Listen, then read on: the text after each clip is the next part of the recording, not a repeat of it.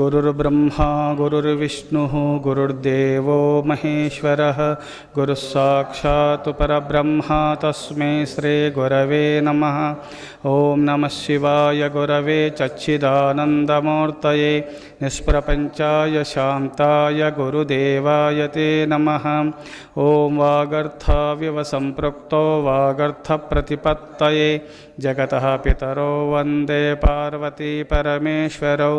ओं मनोजवं मारुततुल्यवेगं जितेन्द्रियं बुद्धिमतां वरिष्ठं वातात्मजं वानरयूथमुख्यं श्रीरामदूतं शिरसा नमामि।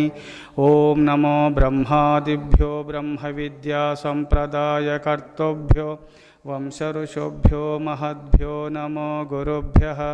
ओं सहना भवतु सहनौ भुनक्तु सह वीर्यं करवावहै तेजस्विनावधीतमस्तु मा विद्विषावहै। ओं शान्तिः शान्तिः शान्तिः।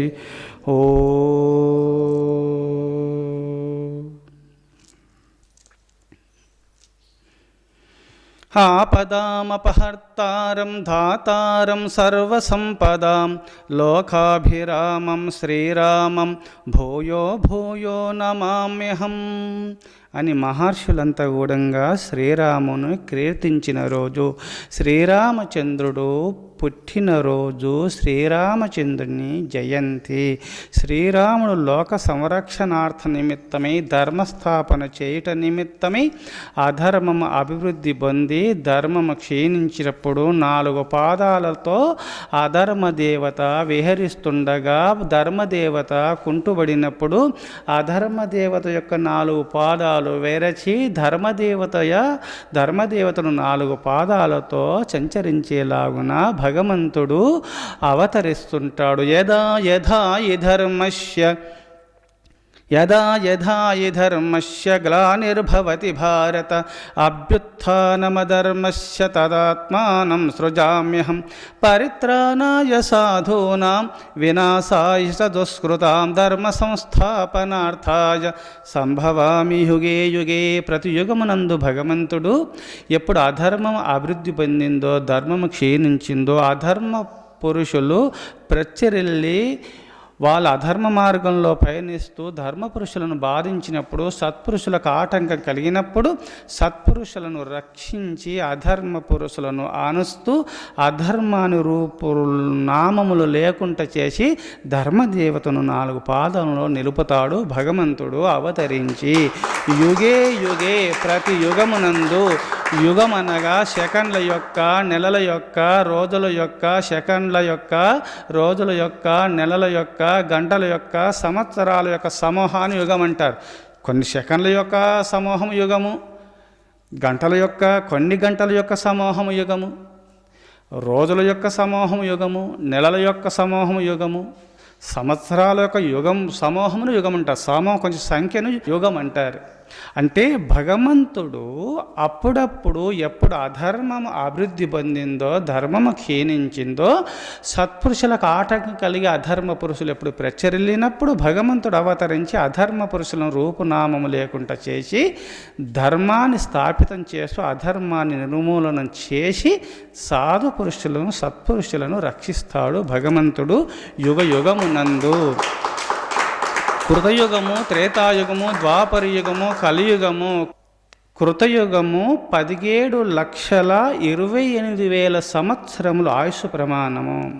త్రేతాయుగము 12,96,000 ఆయుష్ ప్రమాణము. అనగా ద్వాపరయుగమునకు 8,64,000, కలియుగమునకు 4,32,000 సంవత్సరములు ఆయుష్ ప్రమాణము.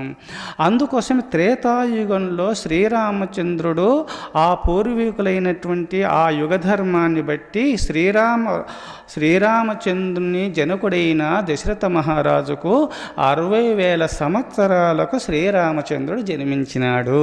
అనగా ఇప్పుడు 60 సంవత్సరాల ఆయుష్ ప్రమాణం అని అర్థం. అందుకోసమే ఆ త్రేతాయుగము యొక్క ఆయుష్ ప్రమాణము 12,96,000 సంవత్సరాలు కావున 10,00,000 సంవత్సరాలు రావణాసురుడు పరిపాలన చేసి ఈ కోతులను అనగా వానరులను మానవులను అందరినీ మరిచిపోయి బ్రహ్మ ద్వారా అన్ని ప్రాణుల ద్వారా సమస్త దేవతలు ఈ భూమండలంలో ఉన్న అన్ని ప్రాణుల ద్వారా మృత్యువు లేనటువంటి వారా అని కోరుకొని నరుణ్ణి కోతులను మరిచిపోయినాడు.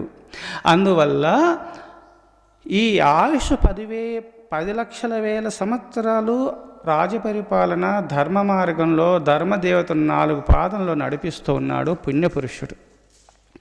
ఆ ఇసుకు ఇంతకాలం నేను జీవించినాను, ఈ శరీరం పైన ఇసుకొచ్చి నేను మరణించాలా, నాకు ఇంకా మృత్యువు లేదా అని శరీరం పైన ఇసుక కలిగి సనత్కుమారుడు త్రికాల జ్ఞాని అయిన సనత్కుమార మహర్షి దగ్గరికి వెళ్ళి, స్వామి నాకు మృత్యువు ఉన్నదా లేదా, ఎంతకాలం ఈ శరీరాన్ని మోస్తూ తిరగాలంటే యోగ దృష్టితో గ్రహించి జ్ఞాన దృష్టితో రావణ బ్రహ్మ నువ్వు మహాపుణ్యపురుషునివి, పూర్వజన్మలో జయ విజయులు మీరు శ్రీ మహావిష్ణువు యొక్క ద్వారపాలకులుగా ఉన్నారు. ఆ సనకాది మహర్షులమైన మేము విష్ణు దర్శనానికి వెళ్ళినప్పుడు మీరు క్రూరత్వంతో మమ్మల్ని నిందించి తోలనాడుతూ నెట్టేసినందువల్ల మీరు అసురులై జన్మించిందని మేము శాపన పెట్టినాము. అందువల్ల మీరు అసురులై జన్మించినారు, రజోగుణంతో జన్మించినారు సుమా. ఎందుకంటే మీరు పుణ్యపురుషుడవు. అందుకోసము మీరు ఆ శ్రీహరి చేతిలోని మీకు మరణం ఉన్నది. ఆ శ్రీ మహావిష్ణువు ఆనాడు మేము శాపన పెట్టగా శ్రీ మహావిష్ణువుని మీరు ఆశ్రయించగా 3 జన్మలకు విరోధులై మీరు భూలోకంలో జన్మించి విరోధులై నా చేతులు హతులవుతారు. 3 జన్మలైతే నా సాయుధ్యమును పొందుతారు. 3 జన్మలకు నాకు విరోధులై నన్ను దూషిస్తూ నా చేతులు హతులై 3 జన్మలకు ముక్తి పొందుతారు. అది కావాలన్నా సత్వగుణ సంపన్నులై మీరు నన్ను భజిస్తూ ధర్మ మార్గంలో పయనిస్తూ ధర్మ మార్గంలో లోకాలను పయనింప చేస్తూ 7 జన్మలకు ముక్తి పొందుతారు. 7 జన్మలు కోరుకుంటారా 3 జన్మలు కోరుకుంటారంటే సనకాది మహర్షులు పెట్టిన శాపవశాత్ వల్ల అసురులై జన్మించండి శపించినారు. కావున అందుకోసమే అసుర భావంలోకి వెళ్ళేసి మేము 3 జన్మల్లోనే నీకు విరోధులమై నీ చేతులు హతులమవుతాము, ఈ వైకుంఠ ధామమును చేరుతాము స్వామి, నాకు 3 జన్మలు కావాలని కోరుకున్నారు. మీరు ఒక జన్మ హిరణ్యాక్షుడు హిరణ్యకశ్యపకులుగా జన్మించినారు, ఒక జన్మ 2వ జన్మలు ఈ జన్మలో మీరు రావణ కుంభకర్ణాదులుగా జన్మించినారు సుమా. 3వ జన్మలో శిశుపాల దంతవక్త్రాదులుగా జన్మిస్తారు సుమా. ఆ 3వ జన్మలో ముక్తి పొందుతారు రావణ అని చెప్పగా వెంటనే నేను మరణించాలా, ఆ భగవంతుణ్ణి ఆ శ్రీ మహావిష్ణువే రామునిగా అవతరిస్తారు. ఎప్పుడంటే నువ్వు ఎప్పుడు అధర్మ మార్గంలో పయనిస్తావో, నువ్వు పుణ్యపురుషుడవై ఉన్నావు, నిన్ను వధించడానికి రాముడుగా నారాయణుడు జన్మిస్తాడు. అంటే అట్లయితే నేను అధర్మ మార్గంలో పయనిస్తాను, కొంచెము పుణ్యపురుషులను పతివ్రత మహాతలను బంధించి బాధ పెట్టుతాను స్వామి. ఆ భగవంతుని చేతిలో నేను హతుని కావాలా, కైవల్యంను త్వరలో చేరాలని పరితపిస్తూ కొంచెము తెలిసి తప్పు పని చేసినాడు రావణాసురుడు. తెలిసి కొంచెము అమ్మలను పుణ్యపురుషులను మహర్షులను బంధించి కొంచెం బాధించినందువల్ల ఆయన తెలిసిన మూర్ఖుడు అన్నారు రావణాసురుడిని. అన్నీ తెలిసి కొంచెం తప్పు చేసినందువల్ల ఏమీ తెలియదు దుర్యోధనుడు, తెలియని మూర్ఖుడు. అన్ని చెప్పుడు మాటలు వింటాడు, చెడిపోతాడు. చెప్పుడు మాటలు విని చెడిపోయే వాళ్ళంతా దుర్యోధనునికి సంతతికి చెందినవాళ్ళు. అన్నీ తెలుసు ఊడంగా తప్పు పనులు చేసేవాళ్ళు రావణాసురుని కోవకు చెందినవాళ్ళు. అందుకోసమే అన్నీ తెలిసి కూడా ఆధ్యాత్మిక మార్గంలో పయనిస్తున్న వాళ్ళు అంతా విభీషణునికి చెందిన వాళ్ళు, శ్రీరామచంద్రునికి కోవకు చెందిన వాళ్ళు అవుతారు వాళ్ళు. అందుకోసమే ఆ భగవంతుడు అవతరించేసి ధర్మస్థాపన చేస్తాడు సుమా అని ఎప్పుడైతే సనత్కుమారుడు చెప్పినాడో అప్పుడు లోకకంటకుడై కొన్ని చెడు పనులు చేయుచుండగా దేవతా సమూహం అంతా వెళ్ళి శ్రీ మహావిష్ణువును ప్రార్థించగా ఆ శ్రీ మహావిష్ణువే శ్రీరామచంద్రుడుగా అవతరించినాడు అయోధ్య నగరంలో. ఈరోజు శ్రీరామ జన్మదినోత్సవాలు చేసుకుంటున్నాం. నాడు శ్రీరామ నవమి రోజున ఈరోజు ఈ తిథి నక్షత్ర వారాలను బట్టి ఆనాడు త్రేతాయుగం రోజున జన్మించినాడు శ్రీరామచంద్రుడు. శ్రీరామచంద్రుడు జన్మించినప్పుడు దేవగంధర్వాదులు గుణంగా గానాలు చేసినారు, నృత్యగానాలు చేసినారు. సమస్త దేవతా సమూహం అంతా పుష్పవృష్టి కురిపించింది. సమస్త దేవతలు ఆనందించినారు. సుమ, ఆ శ్రీరామచంద్రుడు పెరుగుతున్నాడు, పెద్దవారు అవుతున్నారు, ఆనంద పారవశ్యంలో ఉన్నాడు. అయోధ్యానగర వాసులందరూ కూడా లేక జన్మించినాడు, మాకు 4 కుమారులు జన్మించినారని చెప్పి ఈ భూభారమును తొలగించడం నిమిత్తమే, అనగా అధర్మాన్ని నిర్మూలనము గావించి ధర్మస్థాపన చేయటం నిమిత్తమే అవతరించినారు. ఆ 4 ఆ సీతామాత, ఆ లక్ష్మీమాత సీతామాతగా జన్మించింది. వీళ్ళు ధర్మస్థాపన చేయటం నిమిత్తమై అవతరించినాడు శ్రీరామచంద్రుడు. పెరిగినాడు, పెద్దవారు అయినారు.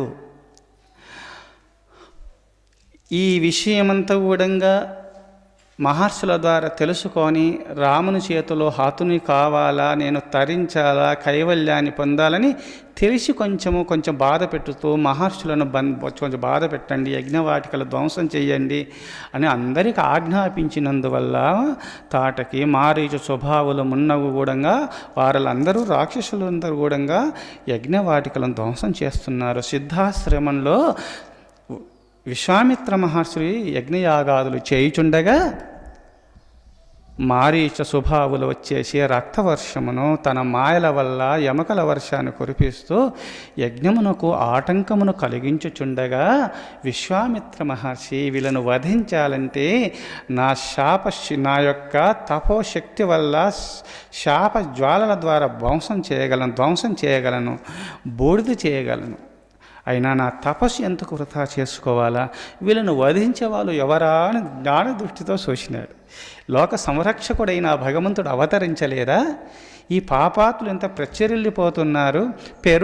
ఇరుగుట కొరకే, పెరుగుడిది ఇరుగుట కొరకే. వీళ్ళు పెరుగుతున్నారు కానీ వీళ్ళు ఇరగదీసే వాళ్ళు ఎవరా, ఎక్కడ జన్మించినారా? ఆ భగవంతుడు ఎందుకంటే ఆయనకు విశ్వామిత్ర మహర్షికి తెలుసు, ఆ ధర్మం అభివృద్ధి పొందినప్పుడు ధర్మస్థాపనార్థమే భగవంతుడు అవతరిస్తాడు.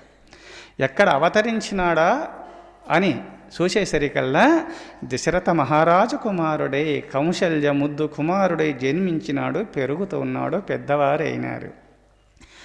ఆలస్యం చేయకుండా నేరుగా అయోధ్య నగరానికి వచ్చేసినాడు.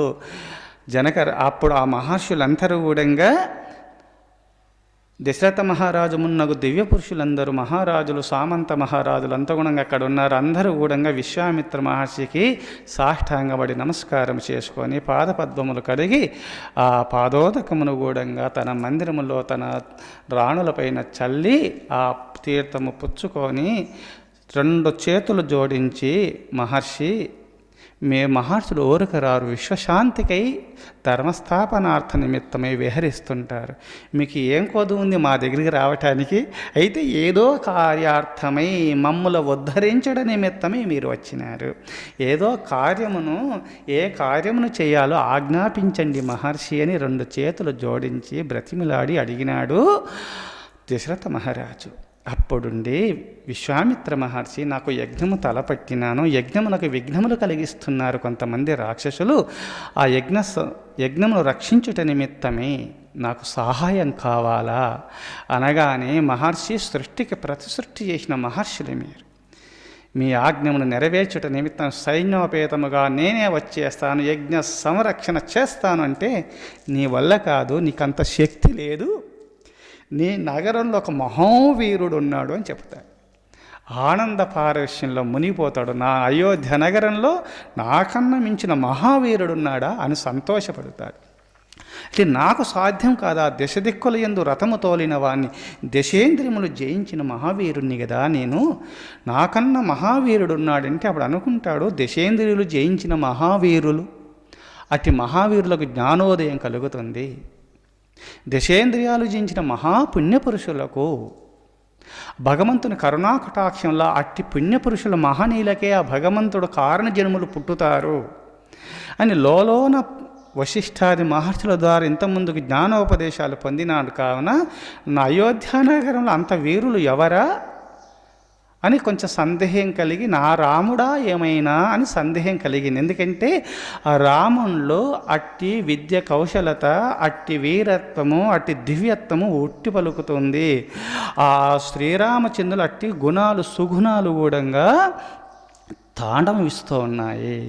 అందుకోసము మహర్షి వాళ్ళు ఎవరా సెలవిస్తారా అంటే, నీ కుమారుడైన శ్రీరామచంద్రుడు మహావీరాది వీరుడు, అటు రాముణ్ణి నా వెంట పంపండి యజ్ఞ సంరక్షణార్థ నిమిత్తమై చెబుతాడు విశ్వామిత్ర మహర్షి. చెట్టును నరికిన తర్వాత ఎలా రువ్వున కింద పడిపోతున్నదో, నీ కుమారుని యజ్ఞ సంరక్షణార్థ నిమిత్తం పంపన్నంత మాత్రమున స్పృహ తప్పి పడిపోయినాడు దశరథ మహారాజు. రాక్షసులు కదా, నా కుమారుడు చిన్నవాడు కదా, నేను ఎలా పంపేది? మహర్షుల ఆజ్ఞ ఎలా పాటించకపోతే ఏం చెప్పిస్తారో, పాటిస్తే లేక కన్నాను, నా కుమారులను ఎలా రాక్షసులకు బలి ఇచ్చేదని ఏడుస్తూ తల్లడిల్లుతూ కొంచెం స్పృహ కోల్పోయిన దశరథ మహారాజు లేస్తూ ఊపిరి పీల్చుకుంటూ చిన్నగా లేచి, మహర్షి నా కుమారులు విద్య నేర్వలేరు, చిన్న పిల్లలు, వాళ్ళు విద్య రాదు వాళ్ళకు, అంటే అస్త్ర శస్త్ర విద్యలు నేర్చుకోలే, పూర్ణత్వాన్ని పొందలే, అస్త్రశస్త్ర విద్యల యందు పూర్ణత్వాన్ని పొందలే మహర్షి అని చెప్పుతాడనమాట.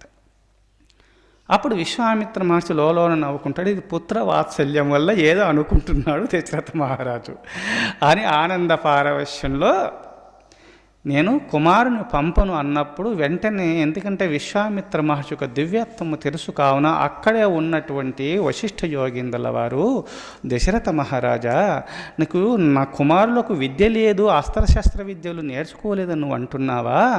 ఎవరు సృష్టించినటువంటి విశ్వామిత్ర మహర్షి బ్రహ్మర్షి దివ్య పురుషుడు, కారణ జన్ముడు సుమా. అమరలోకంలో ఇంద్రలోకంలో అక్కడ అమృత కలశమును ఎవరు ముట్టకుండా చుట్టూ అగ్ని ప్రజ్వలించేలాగున దేవతలు నిర్ణయించినారు. అగ్ని శిఖల మధ్యలో ఉన్న అమృత కలశాన్ని ఎవరు ముట్టలేరు సుమా. అగ్ని విశ్వామిత్ర మహర్షి అనుగ్రహం ఉన్నంత కాలము శ్రీరామచంద్రుని ముట్టనైనా ముట్టరు. నీకు ఆ విశ్వామిత్ర మహర్షి గొప్పవారు. కుతాస్త్రం వనైనం శక్యంతి రాక్షసాః గుప్తం కుశుకపుత్రేణ జ్వాలనేనామృతం యథా. కుతాస్త్రం వనైనం శక్యంతి రాక్షసాః గుప్తం కుశుకపుత్రేణ జ్వాలనేనామృతం యథా.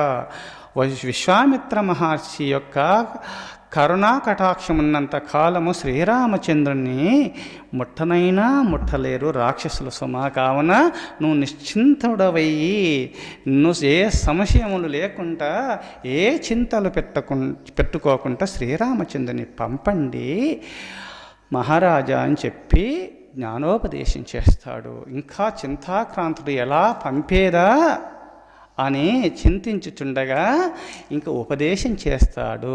త్రిశిలోకేషు విఖ్యాత ధర్మాత్మా ఇతి రాఘవః. త్రిశిలోకేషు విఖ్యాత ధర్మాత్మా ఇతి రాఘవః. స్వధర్మం ప్రతిపద్యస్వనాధర్మం వోడుమర్హసి. ముల్లోకములు యందు దశరథ మహారాజు సత్యవాదిని సత్య హరిచంద్ర వంశంలో జన్మించిన మహాపుణ్యపురుషుడు. కానీ సత్యవాది పుణ్యపురుషుడు రఘువంశ మహారాజులు అసత్యము పలకరని లోకమంతా ముల్లోకములు యందు కీర్తింపబడి ఉన్నది.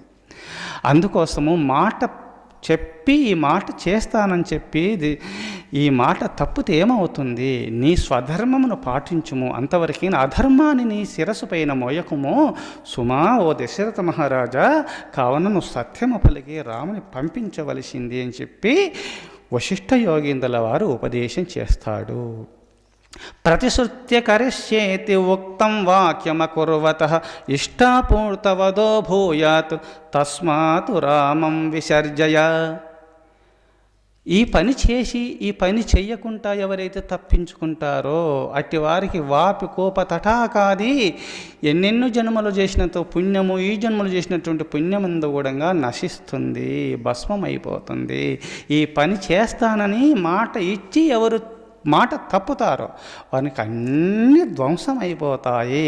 తస్మాత్ రామం విసర్జయ. కావున నువ్వు మాట తప్పవద్దు, రామునైనా వదులుకోగాని మాట నిలబెట్టుకో, రామునైనా వదిలి మాట నిలబెట్టుకో అని వశిష్ఠ యోగీంద్రుల వారు దశరథ మహారాజుకు ఉపదేశం చేస్తారు. సత్యంలో ఉన్న ఘనత, గొప్ప ధీశక్తి చూడండి ఎంత మహోన్నతమైనటువంటిదో సత్యము. అప్పుడు సత్య హరిశ్చంద్రుల వారు సత్యము నిమిత్తమై దేశాన్నే వదిలినాడు, విశ్వామిత్ర మహర్షికి దారబోసినాడు. అందుకోసమే ఆనాడు మళ్ళీ హరిశ్చంద్రుల వారిని సమస్త సామ్రాజ్యమును మళ్ళా ఇచ్చినాడు. ఉన్నత సింహాసన పైన కూర్చుండబెట్టి విశ్వామిత్ర మహర్షి హరిశ్చంద్రుని ద్వారా లోకాలను ఏలించినాడు, ఈ భూమండలాన్ని. కావున ఆ మహర్షి నన్ను పరీక్షిస్తున్నాడో లేక ఆజ్ఞాపిస్తున్నాడో అని సంపూర్ణంగా నమ్మినాడు. శ్రీరామచంద్రుణ్ణి పిలిపించేసి, రామచంద్ర, గురుదేవులైనటువంటి విశ్వామిత్ర మహర్షి చెప్పినట్టే వినండి అని చెప్పినాడు. అంటే లక్ష్మణస్వామి, నాన్నగారు నేను కూడా వెళుతాను, అన్న ఎక్కడుంటారు నేను ఎక్కడ ఉంటాను, అన్నంబడి నేను వెళుతాను అన్నాడు. సరే, వండూరులు ఇద్దరు బాగుంటారులే, ఇద్దరు కూడా వెళ్ళండి, గురుదేవులు ఏది చెప్పుతారో అదే మీరు పాటించండి అని ఆజ్ఞాపిస్తాడు. ఇద్దరు కూడా గురుదేవులకు అప్పచెప్తారు. వాళ్ళు యజ్ఞవాటిక అనగా సిద్ధాశ్రమమునకు బయలుదేరుతారు. వాళ్ళు వెళుతూ మధ్యలోనే సమస్త విద్యలన్నీ కూడా రామలక్ష్మణులకు దారబోస్తాడు. సమస్త విద్యలు నేర్పిస్తారు. ఆకలి దప్పులు లేనటువంటిది, నిద్ర లేనటువంటి విద్యలు, ఎన్నో విద్యలు నేర్పుతాడు. ఎంతకాలం ఉండినా నిద్ర లేకుండా, ఆకలి దప్పులు లేకుండా, నీరసము రానటువంటి విద్యలు ప్రసాదిస్తాడు గురుదేవులైన విశ్వామిత్ర మహర్షి రామలక్ష్మణులకు. సంతోషంగా విద్యలు నేర్పిన తర్వాత, ఎందుకంటే రామలక్ష్మణులు వస్తున్నారు, అక్కడ విషయం తెలుసుకొని తాటక వచ్చేసింది. రామలక్ష్మణులు వధించాలనుకున్నారు. రామ, తాటకను వధించు. అయ్యో, స్త్రీ కదా, ఎలా వధించేది గురుదేవ? ప్రథమంలో స్త్రీ హత్య చేయడమా అంటే, స్త్రీ కానీ పురుషులు కానీ లోకకంటకులైనటువంటి వారు పంట పొలంలో కలుపు మొక్కలు వచ్చినప్పుడు, ఈ కలుపు మొక్కలు, ధాన్యములు, పక్షులు, చీమలు, ఎంతోమంది ప్రాణులు బ్రతుకుతారు. ఈ కలుపు మొక్కలను పెరికేస్తే కదా ఎప్పుడైతే పంట మొలకలు వస్తాయి, లోకం సుభిక్షంగా ఉంటుంది. వీళ్ళంతా కూడా లోకకంటకులు కూడా మాంసాహారం తింటూ సత్పురుషులను, మహనీయులను కూడా హింసిస్తున్నారు, వధిస్తున్నారు, మాంసభక్షణ చేస్తున్నారు. ఈ ధర్మారణ్యమైన ఈ లోకమును కూడా శోకారణ్యంగా మారుస్తున్నారు రామ అని ఉపదేశం చేయగానే, ఇటు లోకకంటకులను ఎవరైనా సరే నేను వధిస్తా, పాపం చేసిన వాళ్ళ స్త్రీలు కానీ పురుషులు కానీ నిర్మూలన చేయడమే నాకు అర్థం. ఎందుకంటే గురుదేవులు ఏది చెప్తే అది వినమన్నాడు. కావున తన తండ్రి జనకుడు ఉపదేశించినాడు. కావున తన తండ్రి వెంటనే దివ్యాస్త్రాన్ని ప్రయోగించినాడు, తాటకిని వధించినారు. మా అమ్మను వధించినారని చెప్పి మారీసు స్వభావాలు తెలుసుకొని పరితపిస్తూ ఆ యజ్ఞవాటికను ధ్వంసం చేయాలని చెప్పి ఆ సిద్ధాశ్రమంలో యజ్ఞమును ప్రారంభించగానే ఎమకల వర్షాన్ని కురిపించినారు. రక్త వర్షాన్ని కురిపించే సమయంలో ఆకాశంలోనే ఒక అద్భుతమైన దివ్యాస్త్రముల ద్వారా ఎమకలు, రక్తములు పడకుండా, మన వర్ష చినుకులు పడుచుండగా గొడుగును ఒక పెద్ద టెంట్ ఎలా వేస్తున్నామో, ఆకాశంలోనే ఈ సిద్ధాశ్రమంలో ఆ రక్త వర్షము వాళ్ళు ఎన్నెన్నో వస్తుజాలమును సృష్టించి వేస్తున్నటువంటి వస్తువులు ఈ ఆశ్రమం పైన పడకుండా పైనే ఉంచేసినారు. దివ్యాశ్రమంలో పైనే నిర్ణయించిన దాన్ని ధ్వంసం చేస్తూ వచ్చేసినారు. శ్రీరామచంద్రుడు, లక్ష్మణస్వామి ఆశ్చర్యపోయినారు. వాళ్ళు ఆనంద పారవశ్యంలో మునిగినారు వాళ్ళు. అందుకోసమే వశిష్ఠ మహర్షుల వారు, విశ్వామిత్ర మహర్షుల వారు వీళ్ళు త్రికాల జ్ఞానులు. అందుకోసమే శ్రీరామచంద్రుని ద్వారా లోక కళ్యాణం జరుగుతుందని తెలుసుకున్నాడు. ఆ విష్ణు అంశతో అవతరించినాడని వశిష్ఠ యోగిందుల వారు తెలుసుకున్నారు. జ్ఞాన దృష్టితో ధర్మస్థాపన జరుగుతుందని విశ్వామిత్ర మహర్షి తెలుసుకున్నారు. అందుకోసమే ఆ దివ్యాస్త్రములన్నీ అన్ని ఊడంగా ఆ రామలక్ష్మణులకు అర్పించి ఉపయోగము ఉపసంహరణం విద్యలు కూడా అన్ని నేర్పి దివ్యాస్త్రములు తన శక్తులన్నీ దారబోసినప్పుడు శ్రీరామచంద్రుడు ప్రతిజ్ఞ చేసినాడు. గోబ్రాహ్మణ హితార్థాయ దేశస్య చ హితాయ చ తవ చైవ ప్రమేయస్య వచనం కర్తుముద్యతః. గురుదేవా, నీ ఆజ్ఞ సదా, మీ మహర్షుల ఆజ్ఞ సదా పాటిస్తాను. గోబ్రాహ్మణ హితార్థాయ దేశస్య చ హితాయ చ. గోబ్రాహ్మణను సంరక్షించుట నిమిత్తమై దేశ శ్రేయస్సుకై మీలాటి మహనీయులను మీలాటి గురువుల ఆజ్ఞ పాటించుట నిమిత్తమై గోనే కోదండాన్ని చేత బూనినాను. దుష్ట శిక్షణ శిష్ట రక్షణ చేస్తాను. దుష్ట శిక్షణ శిష్ట రక్షణ చేసి తీరుతాను. సత్పురుషుల రక్షిస్తాను. ధర్మస్థాపనార్థ నిమిత్తమై పాదాభివందనం చేసి కోదండాన్ని చేతబూనినాడు ఆనాడు శ్రీరామచంద్రుడు. అందుకోసమే అట్టి అసురులను ఆ మాట ఇచ్చినాడు. మాట ఇచ్చేసి అసురులను ఎంతోమందిని హతమార్చినాడు. తాటకిని సంహరించినాడు. మారీచు స్వభావులు ఆ యజ్ఞశాలలో విధ్వంసమును సృష్టిస్తుండగా స్వభావుని దివ్యాస్త్రాన్ని ప్రయోగించినాడు. 100 యోజనాల దూరంలో సముద్రంలో పడిపోయినాడు, మరణించినాడు. మారీచుని రాముడు లోక శరణ్యుడు కదా. మునుముందు మారీచుడు బంగారు లేడిగా రానున్నాడు, కొంచెం అవసరమని చెప్పి దివ్యాస్త్రాన్ని ప్రయోగించినాడు. చావకుండా 100 యోజనాల దూరంలో సముద్రంలో పడిపోయేలాగున దూరం విసిరి కొట్టినాడు. తల్లడిల్లినాడు. ఒక్క బాణానికే 100 యోజనాల దూరంలో పడిపోయినాడంటే తల్లడిల్తో తిరుగుతూ శ్రోధ పడిపోయినాడు.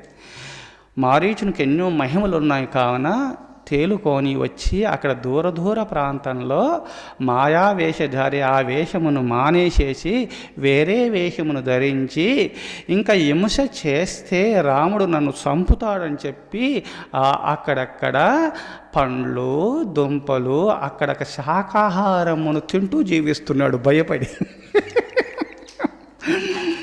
చూశారా, హింస చేస్తే పాప పనులు చేస్తే నా రాముడు నన్ను సంపుతాడని రామనామమును జపమును చేస్తూ సద్గుణ సంపన్నుడై విహరిస్తున్నాడు మారీచుడు.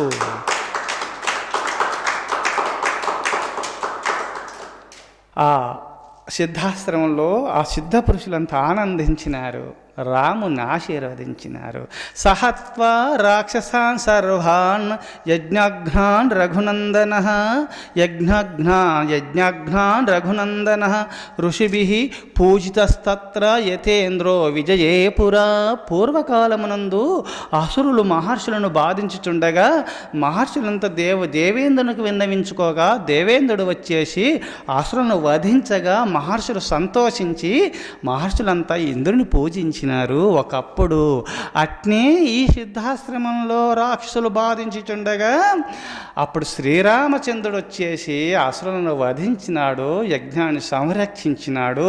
మహర్షులు సంతోషించి ఆనాడు ఇంద్రుని పూజించినట్టు రామును పూజించినారు సిద్ధాశ్రమంలో. సహత్వా రాక్షసాన్ సర్వాన్ యజ్ఞఘ్నాన్ రఘునందనః ఋషిభిః పూజితస్తత్ర యతేంద్రో విజయే పురా. మహర్షుల చేత పూజలు అందుకున్నాడు, ఆశీర్వదించినారు. రామ, ధర్మాన్ని సుస్థిరంగా నిలపండి, ధర్మదేవతను 4 పాదాలతో నడిపించుదుగాక ఆశీర్వదించినారు. మహర్షుల దీవెనలు అందుకున్నాడు శ్రీరామచంద్రుడు. మహర్షులందరికీ నమస్కారం చేసుకున్నాడు. శ్రీరామ లక్ష్మణులు నమస్కారం చేసుకున్నారు. ఇమం స్మ మునిషార్థూల కింకరో సముభాగతో ఆజ్ఞాపయమన శ్రేష్ఠ శాసనం కరవావకిం. గురుదేవ, మేము రామలక్షణములైనటువంటి మేమిరమూరము నీ కింకరులమై ఉన్నాము, నీ శిష్యులం, నీ భక్తులము. కావున ఏది ఆజ్ఞాపిస్తామో ఆజ్ఞాపించండి స్వామి. ఇమం స్మౌ మునిషార్దూల ఓ మునిశ్రేష్ఠ, ఇమం స్మౌ మునిషార్దూల కింకరౌ సముపాగతౌ, నీ కింకరులము మీ సేవకులము ఓ మునిశ్రేష్ఠ, నువ్వేది ఆజ్ఞాపిస్తామో అది మేము చేసి తీరుతాము, ఆజ్ఞాపించండని 2 చేతులు జోడించుకొని గురుదేవులైన విశ్వామిత్ర మహర్షి ముందు నిలబడ్డారు. లోకాలను సృష్టించిన సృష్టి స్థితి లయకారుడైన నారాయణుడు రాముడుగా అవతరించేసి శిష్యులు ఎలా ఉండాలా, గురువుల దగ్గర శిష్యులు భక్తులు ఏ విధంగా విహరించాలా, ఎట్టి భక్తి పారవశ్యంలో ఉండాలా, ఏమి పాటించాలని తానే నమస్కారం చేసి చేతులు జోడించి, ఓ మునిశ్రేష్ఠ, నీ కింకరులము నీ సేవకులం, ఆజ్ఞాపించము, ఆ పని చేస్తాము, నీ అనుగ్రహం వల్లని చేతులు జోడించుకొని నిలబడ్డారు. విశ్వామిత్ర మహర్షి ఆనంద భాష్పాలు కారుస్తూ ఉన్నాడు. ఆనంద పారవశ్యంలో మునిపోయినాడు. రామ, లోక శరణ్యుడవైన నువ్వెక్కడా, నేనెక్కడా? నన్ను నిమిత్త మాత్రుగా చేసుకుని, లోకాలను నిమిత్త మాత్రుగా చేసుకుని వాడుకుంటున్నావు, సృష్టిస్తున్నావు, పోషిస్తున్నావు, ప్రళయం చేస్తున్నావు. అందుకోసం లోన ఆనంద పారవశ్యంలో మునిగి లోపట మొక్కుకున్నాడు. ఆ నారాయణునికి, రామునికి బయట ఆశీర్వదించినాడు. విశ్వామిత్ర మహర్షి ఆశీర్వదిస్తూ, రామా, ఆజ్ఞాపించమంటున్నావా? లోకాలను ఆజ్ఞాపించే దేవుడవు, నన్ను ఆజ్ఞాపించంటున్నావా రామా అని లోన అనుకుంటూ, రామా, నీకొకటి ఆజ్ఞాపిస్తున్నాను, ఆజ్ఞాపించమంటున్నావు కదా. అక్కడ అప్పుడప్పుడే అంతకుముందే కొంచెం సమయం ముందే ఒక ముహూర్త కాలం ముందుగానే జనక రాజర్షుల వారు సీతను స్వయంవర సమయంలో సీతను స్వయంవరంగా ప్రకటించినాను, సీత స్వయంవరం జరగనున్నది, మహర్షి మీరు ఈ మిథిలా నగరానికి వేం చెయ్యండి అని చెప్పి అక్కడ భటుల ద్వారా అక్కడికి ఆ మహర్షుల వారికి చెప్పండి అని చెప్పి ఆ పత్రికను పంపినాడు. అక్కడ శుభలేఖను పంపినాడు. మీరు కూడా వచ్చి ఆ సీతను అనుగ్రహించండి, ఆశీర్వదించండి మహర్షి, మా యొక్క ఈ మిథిలా నగరమును పునీతనమయ్యేలాగున ఆశీర్వదించండి స్వామి, మీ పాదధూళి వల్ల మా నగరం పవిత్రమైపోతుంది, మీరు రండి అని చెప్పి ఆ లేఖలో రాసి స్తుతిస్తూ పొగుడుతూ ప్రార్థిస్తూ లేఖను రాసినాడు. భటుల ద్వారా విశ్వామిత్ర మహర్షికి అందించినారు ఆ రాజభటులు. ఆయన ఆనంద పారవశ్యంలో మునిగి యోగ దృష్టితో చూసినాడు. ఆమె జగజ్జనని సీతామాత, ఈయన జగదీశ్వరుడు నారాయణుడు. నేను ఆజ్ఞాపించంటున్నావా? ఆజ్ఞాపిస్తాను రామా, పద మిథిలా నగరానికి వెళ్ళుదాము, అక్కడ ఏదో శివ ధనస్సు ఉన్నదట, అది చూతాం పద అని ఆ నెపము ద్వారా నేను చేసేది ఆజ్ఞాపించేదేముంది రామా, లోక శరణ్యుడవైన నీ కళ్యాణము లోక కళ్యాణం సుమా, నీ కళ్యాణము నేను చూసి తరించాలనుకుంటున్నాను. కావున నీ కళ్యాణం నేను చేయదలుచుకున్నాను, నేను చూడదలుచుకున్నాను. కావున ఆ మిథిలా నగరానికి వెళుదాం పదా అని ఆజ్ఞాపించినాడు. ఆ దారిలో వస్తూ ఉన్నారు. వచ్చుతుండగా అక్కడ శీతలావస్థలో ఉన్న ఒక ఆశ్రమం ఉన్నది. అక్కడ గౌతమ మహర్షి, అహల్య అక్కడ తపస్సు చేసినటువంటి తపోవనము. అక్కడ అహల్యాదేవి ఏనాడు నుంచో నేను శ్రీ మహావిష్ణువు యొక్క మా తాతగారైన బ్రహ్మమానస పుత్రిక అహల్యమాత, గౌతమ మహర్షి యొక్క ధర్మపత్ని. ఆమె వెంటనే స్వామి శ్రీ మహావిష్ణువు మా తాతగారైన శ్రీ మహావిష్ణువు యొక్క పాదపద్మములు కడగాలని నా కోరికున్నది, అది మాకు ప్రసాదించండి అంటే ఆయన యోగ దృష్టితో చూసేసి, అహల్య ఇప్పుడు కాదు సుమా, ఇంకా ముందు రాముడు రానున్నాడు, నారాయణుడే రాముడిగా అవతరించనున్నాడు, నీ కోరిక నెరవేరుతుందని యొక్క మనసులో పెట్టుకొని ఏదో విధంగా అహల్యను ఇంద్రుడు రాగా లోపల ఆమె మహాపతివ్రత పుణ్యాత్పురాలు బ్రహ్మ మానసిక పుత్రిక, ఆమె త్రికాల జ్ఞానుడైనటువంటి గౌతమ మహర్షి ధర్మపత్ని, ఆమె యోగిని. ఆమె వెంటనే కొంతమంది భోగ దృష్టి కలిగినటువంటి వారికి సృష్టి అంతా భోగమయంగా అవుపడుతుంది, యోగ దృష్టి కలిగినటువంటి యోగమయంగా అవుపడుతుంది, జ్ఞాన దృష్టి కలిగినటువంటి వారికి సృష్టి జ్ఞానమయంగా అవుపడుతుంది. అహల్యకు భోగులైనటువంటి వారికి దృష్టిం జ్ఞానమయే కృత పశ్చేతి బ్రహ్మమయం జగత్. బ్రహ్మజ్ఞానులకు బ్రహ్మమయంగా అవుపడుతుంది. కొంతమంది అజ్ఞానులైనటువంటి వారిలో మ్లేచ్ఛరాదులు ఈ భారతవర్షాన్ని పాలన చేసే సమయంలో డబ్బులకు లొంగిపోయి కొంతమంది ఆనాడు సంస్కృత పండితులు, సంస్కృతము చాలా ఖ్యాతిలో ఉన్నది కావున కొంతమంది ఆ కలిపురుషుడు పండితులుగా అవతరించేసి సంస్కృతాన్ని అట్టి పాండిత్యమును అభివృద్ధిగా వృద్ధిపరుచుకొని పాండిత్యము సంస్కృత భాష అమోఘంగా వచ్చు. ఆ కలిపురుషుడు కొంతమంది పండితోత్తములుగా తీర్చబడి ఆ పండితులుగా అవతరించేసి గొప్ప పండితులుగా విరాజిల్లుతూ సైతాన్ అంశగా అవతరించేసి రామాయణంలో అక్కడక్కడ కొన్ని సైతాను మతంలో చేరి మ్లేచ్ఛ జాతుల్లో ప్రవేశించి వాళ్ళ ద్వారా సన్మానములు పొందుతూ కొన్ని రామాయణంలో మహాభారతంలో పతివ్రత మహాతల్లుల గురించి పుణ్యపురుషులైన రాముడు, ధర్మరాజు, పంచపాండవులు ఒక్కరేమి పుణ్యపురుషుల చరిత్రలు అక్కడక్కడక్కడ లేఖించినారు. సనాతన ధర్మమే లేకుండా చేసేసి సైతాన ధర్మం వ్యాప్తి చేయాలని మ్లేచ్ఛరాజుల ప్రేరణ వల్ల సైతాను అంశతో మ్లేచ్ఛరాజులుగా పండితులుగా అవతరించేసి శుష్క వేదాంతులుగా అవతరించి కొన్ని అక్కడక్కడ మార్చినారు. దాన్ని చూసి పుణ్యపురుషులైన పండితోత్తములు పరమభక్తులు అవే చూసి కొంచెము భ్రమించి తప్పు చేస్తున్నారు. రామో విగ్రహవాన్ ధర్మ సాధు సత్యపరాక్రమ రాజా సర్వస్య లోకస్య దేవానామివ వాసవ. ముల్లోకములకు రాముడు ఎలా ముల్లోకాలకు ఇంద్రుడు ఎలా రాజు, సమస్త లోకాలకు రాజు శ్రీరామచంద్రుడు మూర్తి భవించిన ధర్మస్వరూపుడు అని చెప్పి మారీచుడే రావణాసురునితో చెప్తాడు ఈ విషయం. వాల్మీకి మహర్షి రాసినాడు. ధర్మము సత్యము దయా తపస్సు దానము ధర్మదేవత యొక్క 4 పాదాలు. సత్యము దయా తపస్సు దానములు. సత్యం పలుకుతూ దయ జీవకారుణ్య వ్రతాన్ని అహింస పరమో ధర్మ అధర్మ ప్రాణినావధ అని అధర్మాన్ని నిర్మూలన చేస్తూ ధర్మ మార్గాన్ని ఆచరిస్తున్నవారు అహింసా వ్రతాన్ని పాటించిన వాళ్ళే ధర్మపురుషులు. ధర్మం అనగా సత్యము దయ తపస్సు దానములు కదా. 4 పాదములో 4 వ్రతాలను ఆచరిస్తున్నాడు. ఈ 4 సుగుణాలను ఆచరణలో పెట్టుకొని చరిస్తున్న శ్రీరామచంద్రుడు ధర్మస్వరూపుడు. జూదము, పానము, వ్యభిచారము, జీవహింసలు, అధర్మమును ఇటు అధర్మాన్ని రూపునామము లేకుండా చేసినాడు శ్రీరామచంద్రుడు అవతార పురుషుడు.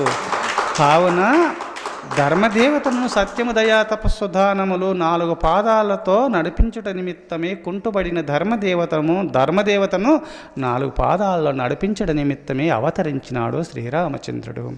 అందుకోసమే ఈనాడు ఏమేమో అహల్యామాతను, శ్రీరామచంద్రుని, ధర్మరాజుల వారి పుణ్యపురుషుల భక్తుల చరిత్రలు ఏదేదో రాసినారు. కావున అవి కల్పితములు. కావున ఈనాడు పుణ్యభక్తులైన పండితోత్తములు పరమభక్తాగ్రేశ్వరులు పుస్తక జ్ఞానము చూసి మతి భ్రమించి కలిపురుషుని అంశతో రాసినటువంటి శ్లోక ప్రమాణాలతో మీరు అందులో మతి భ్రమించి అందులో మునిగిపోకుండా కొంచెం తేరుకొని పుస్తక జ్ఞానమును అక్కడ పెట్టి మస్తక జ్ఞానమును జోడించి ధర్మపురుషుడైన రాముని చరిత్రను ఆ భగవంతుని యొక్క లీలా విలాసంలో కొంచెం గ్రహించి సత్యమును గ్రహించి రాముని గురించి సత్యమును గ్రహించి రాముడు మాంసం తినలేదు, ధర్మ మార్గమును 4 పాదములను నడిపించడం నిమిత్తమే ధర్మదేవతను సుస్థిరం చేయడం నిమిత్తమే అవతరించినాడు రాముడు. కావున రాముడు మధుమాంసాలు తిన్నాడని కోకొల్లలుగా కలిపురుషుని అంశతో పుట్టినటువంటి కొంతమంది రాసినారు. కావున అవి పక్కకు పెట్టి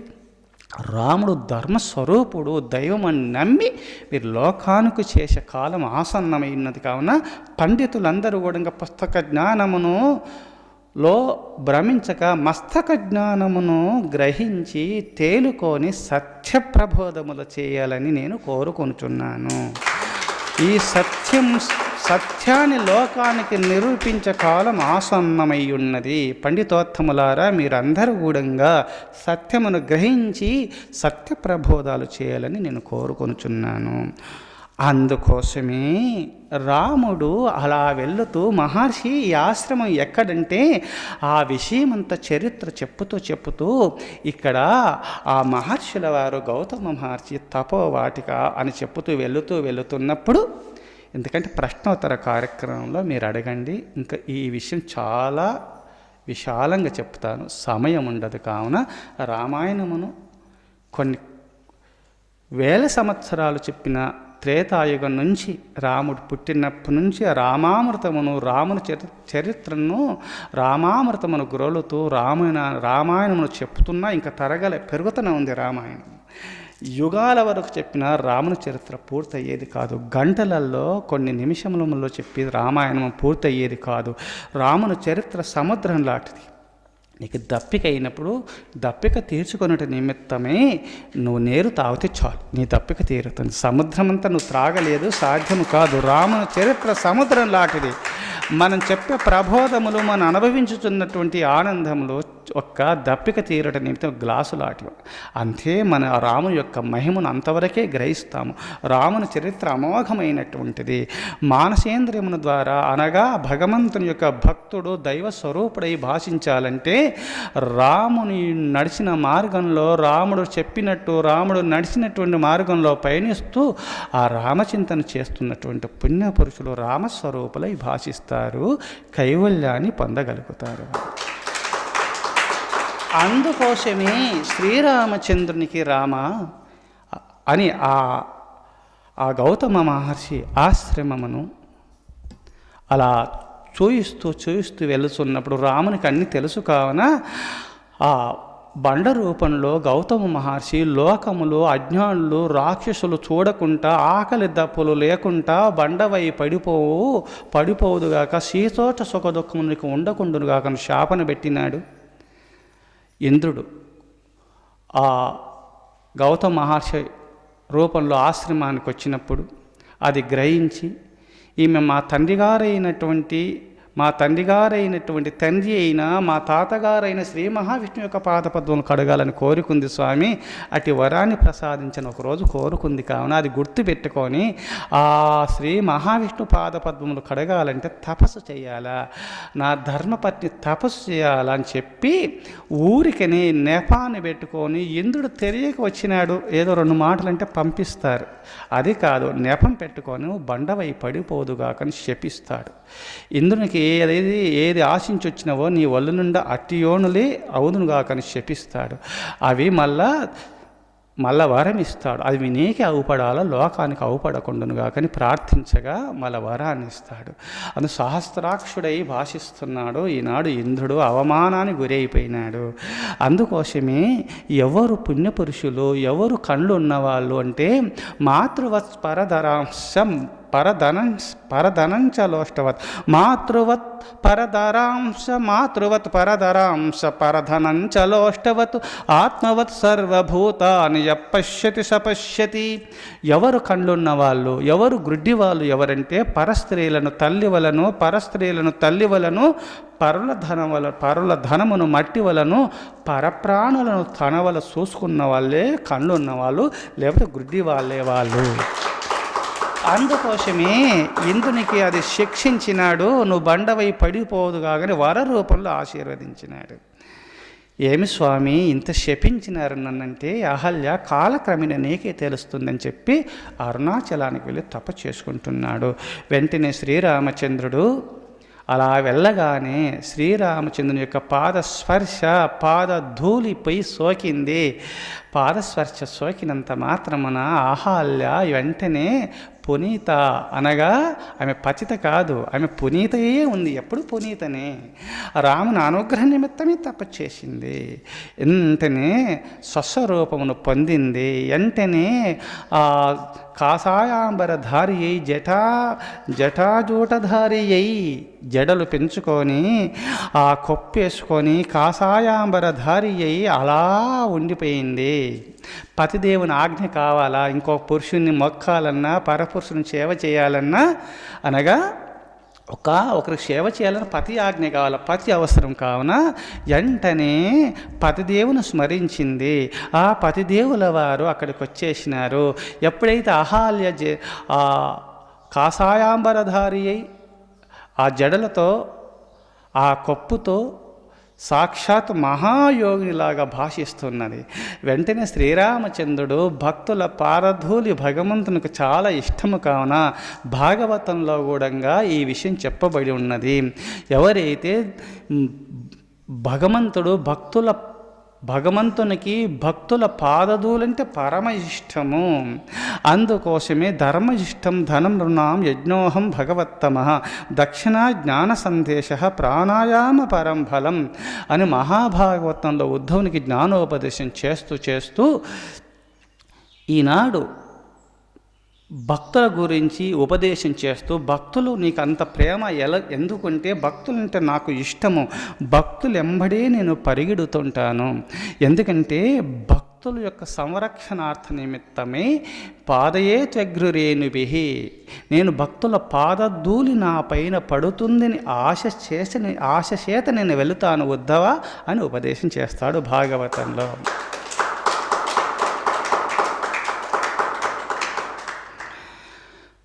అందుకోసమే ఇక్కడ అహల్యామాత వెంటనే అలా కాషాయాంబరధారి భాషిస్తుండగా శ్రీరామచంద్రుడు మహాయోగిని పాదపద్మాలపైన వ్రాలి నమస్కారం చేసుకుంటాడు. శ్రీరామచంద్రుడు మా అన్న ఎవరికి చేయడు, మహర్షులకు గురువులకు పుణ్యపురుషులకి చేసుకుంటాడని లక్ష్మణస్వామి ఇంక సాష్టాంగపడి ఇరువురు కలిసి అహల్యామాత పాదపద్మములు స్పృశించి నమస్కారం చేసుకున్నారు.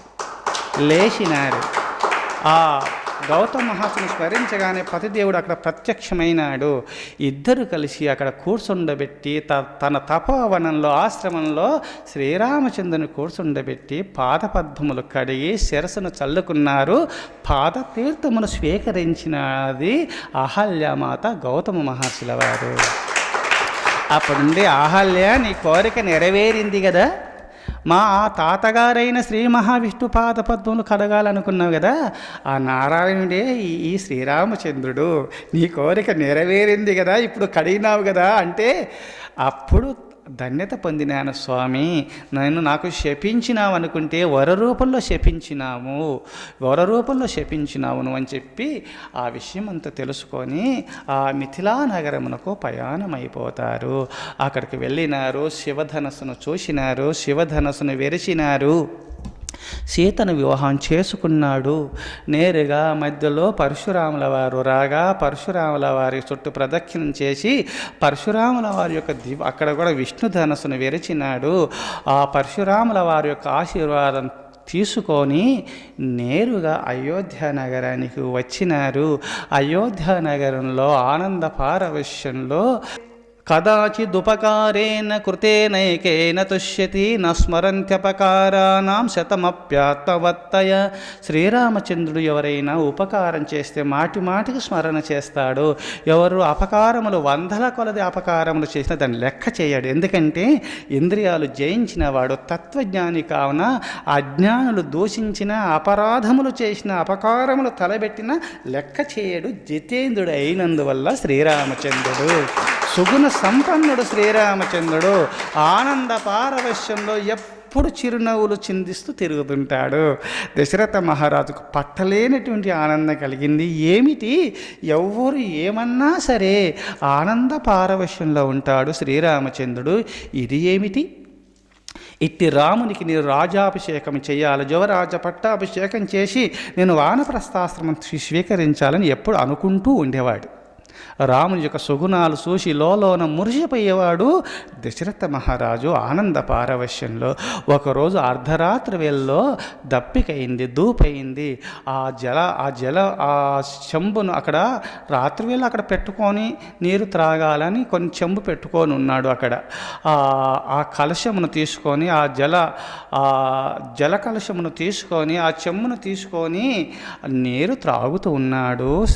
దశరథ మహారాజు నీరు తాగుచుండగా చెంబు జారి కింద పడింది. ఆ నీటి చెంబు, ఆ పాత్ర జలపాత్ర ఆ జలమును స్వీకరించుచుండగా జారి కింద పడినందువల్ల నీరు త్రాగుచున్న చెంబునే కాపాడుకోలేదు. దప్పికైంది, దూపైంది, నీరు త్రాగుతున్నాను. ఆ జలపాత్రనే చేతిలో పట్టుకోలేని రక్షించుకొని దీనస్థితిని పొందినాను. వృద్ధాప్యం వచ్చింది నాకు. ఇంకా ఎందుకు ఈ రాజభారం, నేను మొయ్యాల, రామచంద్రునికి అప్పచెప్పుతానని చెప్పి అర్ధరాత్రి వేళ నిర్ణయించుకున్నాడు దశరథ మహారాజు. రామునికి యువరాజు పట్టాభిషేకం చేయాల రేపే అని నిర్ణయించుకున్నాడు. అర్ధరాత్రి వేళ జరిగింది. వెంటనే రథారూఢుడై సుమంతుని ఎంట పెట్టుకొని వెంటనే రథారూఢుడై వెళ్ళినాడు. వశిష్ఠ మహర్షి యొక్క పాదపద్మంలో ఆయన పడి రామునికి పట్టాభిషేకం నిర్ణయించండి మహర్షి అంటే లోలో నవ్వుకున్నాడు. లోక కళ్యాణార్థ నిమిత్తమై రాముడు ధర్మస్థాపన చేయటం నిమిత్తం ముహూర్త నిర్ణయం చేసినాడు. అందరికి ఆజ్ఞాపించినాడు. మొత్తం అయోధ్య నగరం అంతా అలంకరిస్తున్నారు. కౌశల్యకు చెప్పినాడు ఈ విషయం. ఎందుకంటే పట్టపురాణి ఈ విషయం చెప్తే ఆయన కూడా ఇల్లంతా కూడా అలంకారం చేసుకుంది. యజ్ఞం చేయాలా, నా తండ్రి యువరాజు కానున్నాడు, దేశాన్ని ఎలనున్నాడని చెప్పి తన తల్లి ఆనంద పారవశ్యంలో మునిగిపోయింది.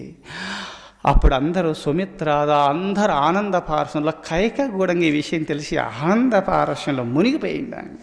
అంతులేని ఆనందంలో ఓలలాడుతున్నది.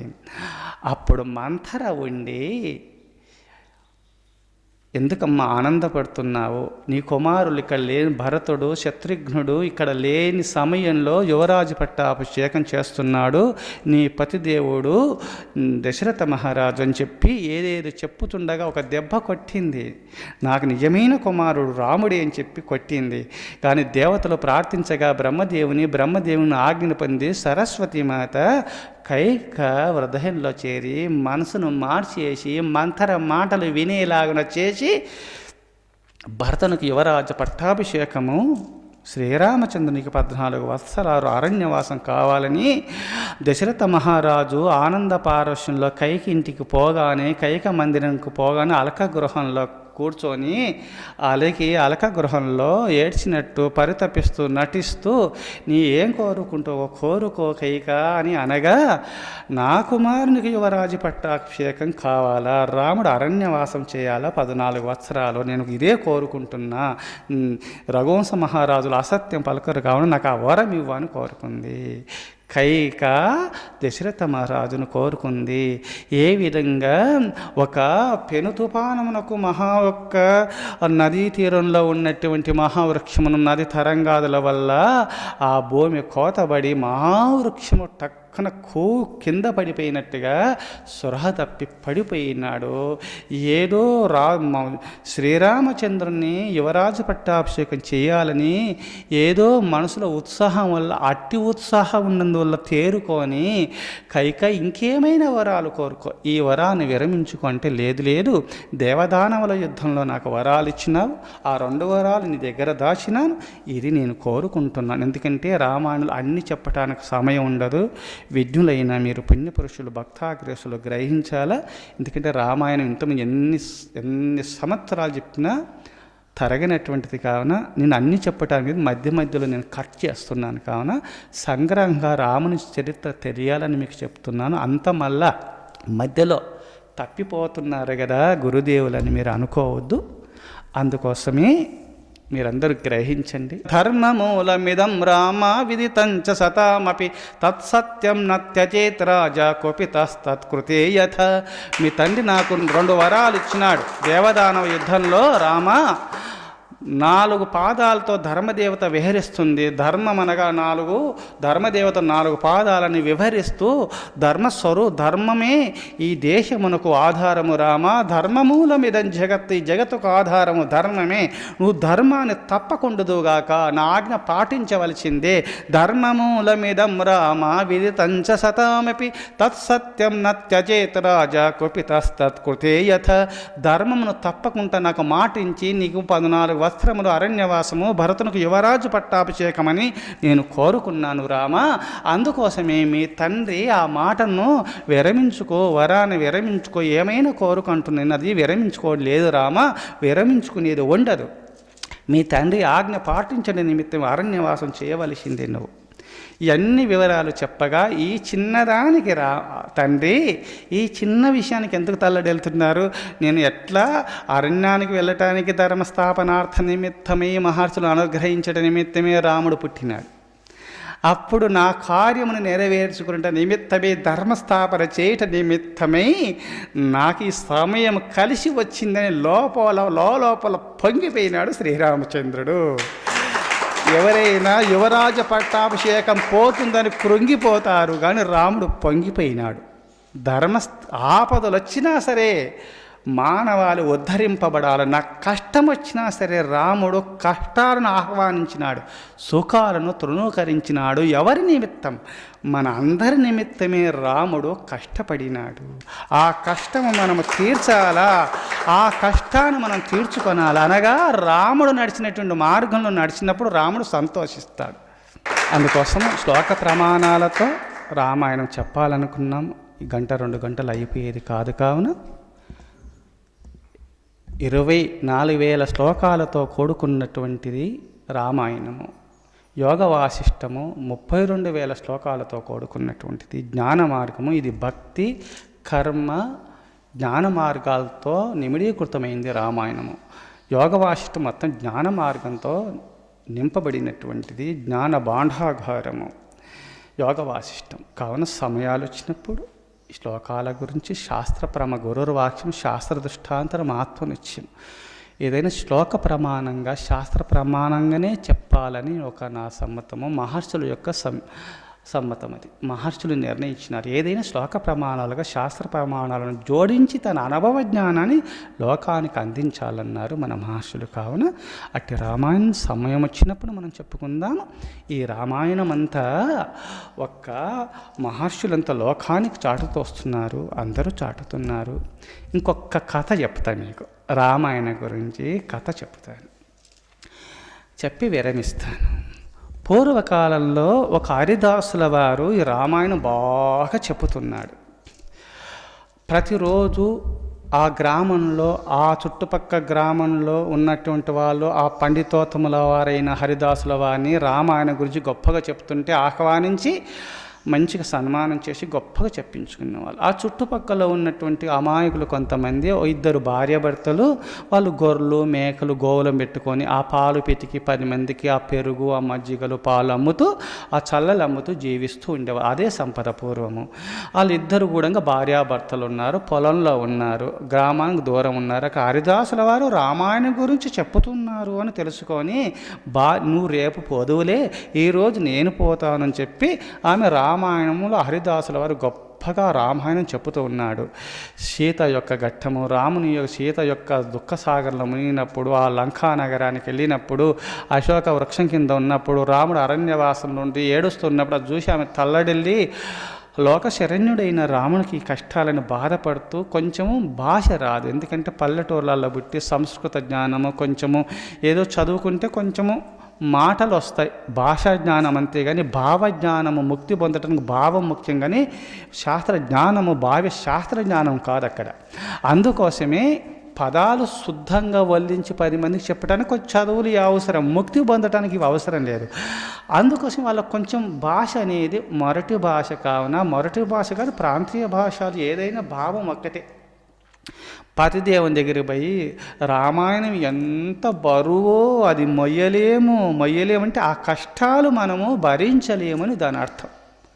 రామాయణం చాలా బరువు అంటే చాలా కష్టపడుతున్నారు, అది మనం ఆచరించలేము అంటే దాన్ని మోయలేము, మన సాధ్యం కాదని ఏడుస్తూ రామాయణం గురించి అక్కడ ఘట్టాలు చెప్పుకుంది. పతిదేవుడు చాలా బరువు ఉంటుందని చెప్పింది సతీమణి. మరో రోజు ఈ ముసలాయన ఆ గోవులు ఉన్నాయి కావున, గొర్రెలు మేకలు ఉన్నాయి కానీ కంబడి అంటే గొంగడి అల్లించుకుంటారు కావున ఆ గొంగడి కంబడి వేసుకొని ఒక పెద్ద కర్ర, ఇంత కర్ర ఉంటుందిగా గోవులకు, గోవులు కాసేవాళ్ళు మేకలు ఉన్నప్పుడు చెట్లపైన తీగలన్నీ తీసేయడము అంత కూడా పెద్ద కర్ర తీసుకున్నాడు. ఆ గ్రామంలో అరుగులు ఉన్నాయి, హరిదాసుల వారు చెప్తున్నారు. ఒక అరుగు, పెద్ద అరుగు దగ్గర నిలబడ్డాడు. అరుగు పైన పిల్లలు పెద్దలు చిన్నలు ఆబాల గోపాలం అంతా ఉన్నారు. ఈయన గొంగడి కప్పుకొని ఆ కర్ర ఇలా పెట్టుకున్నాడు, ఇలా వంగి కూర్చున్నాడు. అంటే అట్నే వంగి నిలబడి ఉన్నాడు అన్నమాట. అందరూ ఆ అరుగు పైన కూర్చొని ఉన్నారు. అందరు ఇట్లా వంగి ఉన్నాడు. కావున రామాయణం చెప్తూ ఉన్నాడు. అద్భుతంగా స్టార్ట్ చేసేస్తున్నాడు. ఏమి శ్రీరాఘవం దశరథాత్మజమప్రమేయం సీతాపతిం రఘుకులాన్వయరత్నదీపం ఆజానుభావం హరవిందదలాయతాక్షం రామం నిశాచర వినాశకరం నమామి ఆపదామపహర్తారం ధాతారం సర్వసంపదాం లోకాభిరామం శ్రీరామం భూయో భూయో నమామ్యహం అని ఆ రాముని వర్ణిస్తూ, రాముని యొక్క గుణగానాలు పొగుడుతూ వర్ణిస్తూ అలా చెప్పుతూ ఆఖరిలో కూడా మంగళం కౌశలేంద్రాయ మహనీయ గుణాత్మనే చక్రవర్తి తనూజాయ సార్వభౌమాయ మంగళం హారతిచ్చినాడు. ఆనంద పారస్యంలో సభ ముగించబడుతుంది. అయితే ముసలాయన వచ్చి ఆ అరుగు దగ్గర నిలబడ్డప్పుడు ఒక తొంటరి పిల్లవాడు, ఎందుకంటే ఈ లైట్లు వీధి లైట్లు లేవు కావున అక్కడ హరిదాసుల వారు చెప్పుచున్న తోటనే అక్కడ కాంతిమయంగా కొన్ని లైట్లు పెట్టినారు, గ్యాస్ లైట్లు. ఇక్కడ కొంచెం చిమ్మ చీకటిగా ఉంది కావున గొంగడి కప్పుకొని ఉన్నాడు కంబడి కావున అరుగు దగ్గర నిలబడి వంగి ఉన్నాడు ముసలాయన. కావున ఓ ముసలాయన అక్కడ వంగి ఉన్నందువల్ల ఆ తొంటరి పిల్లవాడు అరుగు పైన ఉన్నాడు కావున ఇది మొద్దు అనుకున్నాడు. ఆ ముసలాయన గొంగడి కప్పుకొని ఉన్నాడు కదా, మొద్దు అనుకున్నాడు. ఎక్కి దానిపైన కూర్చున్నాడు ఆ ముసలాయన పైన. అలా భార్య చెప్పింది కదా, రామాయణం మొయ్యలేము బరువు అని చెప్పింది కదా. ఈయన కూడా అవును రామాయణం ఎంత బరువు ఉంది అనుకున్నాడు ఆయన. అయ్యో ఎంత బరువు ఉంది, అయితే బరువు అయినా సరే రాముడు రాముడు ఎంత బాధపడుతున్నాడు, రామాయణాన్ని మోస్తున్నాడు. నాకు ఇదో బరువా, రామాయణ బరువు అన్నాడు ఆయన. అట్లా పోయినాడు. కానీ పిల్లవాడు ఎక్కువ కూర్చున్నప్పటికైనా భారం అవుపల్లే. రాత్రి వెళ్ళినాడు, అలా నిలబడినాడు. మళ్ళా రామాయణం పూర్తయి హారతి చివరికి అన్నీ ఆ బరువే అవుపల్లే ఆ ముసలాయన. ఎందుకు అవుపడలేదు? నిజమైన రాముని హృదయంలో పెట్టుకొని రామచరిత్రను గ్రహించి రాముడు చెప్పిన మార్గంలో పయనించాలని పరితపిస్తున్న పుణ్యపురుషులకు ఈ సంసారం ఒక బరువు కాదు అని ఒక నిదర్శనం అది. అందుకోసమే ఆ పరమభక్తుడైన ముసలాయనకు ఆ పిల్లవాడు కూర్చున్న బరువే అవుపల్లే.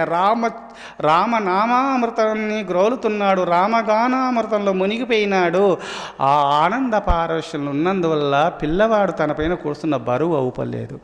నిజమైన రామభక్తులు రామనామామృతం గ్రోలుతూ రామచరిత్రని చదివి పారాయణ చేసి రామాయణం చెప్పినట్టు ఎవరు ఆచరిస్తారో ఈ సంసారం బరువు కాదు, ఒక దూదు పుంజంలాగా ఎగిరేసుకుంటూ వెళ్ళిపోతారు. పరమభక్తులు తరించగలుగుతారు, వాళ్ళు కైవల్యాన్ని పొంది తీరుతారు. అప్పుడు ఆ ముసలాయన ఆరతి యాగన లేచినాడు. ఆ పిల్లవాడు దిగినాడు, నేరుగా వెళ్ళినాడు. రామాయణం చాలా బరువు కదా అని భార్య అంటే, అవును చాలా బరువులే, ఏమి రాముడు మోసిన బరువులు మన ఒక బరువు ఆమనది అన్నాడు ఆయన. రాముడు ఎన్ని బాధలు అడ్డపోయి బాధపడ్డాడు, అందులో మనతో బాధనా? ఏం కాదు, రామును స్మరించుదామని ఇద్దరు కూడా రామనామామృతాన్ని గరులుతూ రామ సంకీర్తన చేస్తూ రాముడు చెప్పినట్టు హరిదాసుల వారు చెప్పిన ఒక్కరోజు చెప్పిన జ్ఞానం పట్టింది వాళ్లకు. జీవిత పర్యంతరము ఆచరిస్తూ ముక్తాత్ములైనారు ఆ వృద్ధ దంపతులు. రాముళ్ళు ఐక్యం కాగలిగినారు ఒక్కరోజు రామాయణం విన్నందువల్లనే. శ్రద్ధావాన్ లభతే జ్ఞానం తత్పర సంయుతేంద్రియ జ్ఞానం లబ్ధ్వ పరం శాంతిమచిరేనాధిగచ్చతి. శ్రద్ధ అవసరం, శ్రద్ధ వల్లనే జ్ఞానం ప్రాప్తిస్తుంది. అందుకోసము మీరు రాముడు చెప్పినట్టు ఆచరిస్తూ ఆ రామనామామృతము గురలుతూ ఎప్పుడూ రామనామ సంకీర్తన చేస్తూ మీరు తరించాలని కోరుతూ ఓం తత్సత్.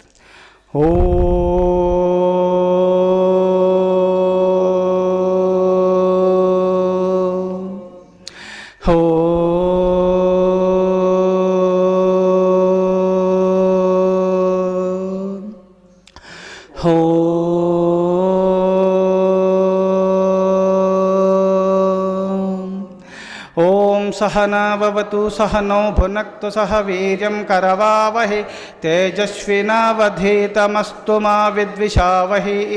ओम शांति शांति शांति शंभो శివ శివ శివ శివ శివ శివ నారాయణ నారాయణ నారాయణ హో దైవమతము ప్రతిష్ఠితమగునుగాక కరుణామతము వృద్ధి నందునుగాక శాంతిమతము స్థాపితమగునుగాక సత్యమతము స్థిర ప్రతిష్ఠిత నందునుగాక సనాతన ధర్మమతము ఉద్ధరింపబడునుగాక ఋషిమతము వర్ధిల్లునుగాక స్వాతంత్ర్యమతము జయించునుగాక జ్ఞానమతము వ్యాపకమగునుగాక కలిమతము అంతరించునుగాక అహింసావ్రతము స్థిరస్థాపితమగునుగాక ఓం తత్సత్. జయ రఘునందన జయ జయ రామ జయ రఘునందన జయ జయ రామ జయ జగ జననీ జానకి రామ నవ నవ కోమల మేఘ శ్యామ నవ నవ కోమల మేఘ శ్యామ భవహరణ భద్రాచల రామ భవహరణ భద్రాచల రామ జయ రఘునందన జయ జయ రామ జయ రఘునందన జయ జయ రామ జయ జగ జననీ జానకి రామ జయ జగ జననీ జానకి రామ నవ నవ కోమల మేఘ శ్యామ నవ నవ కోమల మేఘ శ్యామ భవహరణ భద్రాచల రామ భవహరణ భద్రాచల రామ జయ రఘునందన జయ జయ రామ జయ రఘునందన జయ జయ రామ జయ రఘునందన జయ జయ రామ జయ రఘునందన జయ జయ రామ జయ రఘునందన జయ జయ రామ జై భక్తవత్సల భగవాన్ కీ జై జగన్మాతా కీ జై హర హర మహాదేవ శంభో. ఓం బ్రహ్మచారి మహర్షి సద్గురు శ్రీ శ్రీ శ్రీ ప్రేమానంద స్వాముల వారికి. మన ఆధ్యాత్మిక సందేహాలుంటే తాపగుహ దగ్గర మాట్లాడుకుందాం. ఇక్కడ మాట్లాడండి, ఇక్కడ మాట్లాడండి. ఓం నమ శివాయ. శుభం భూయాత్.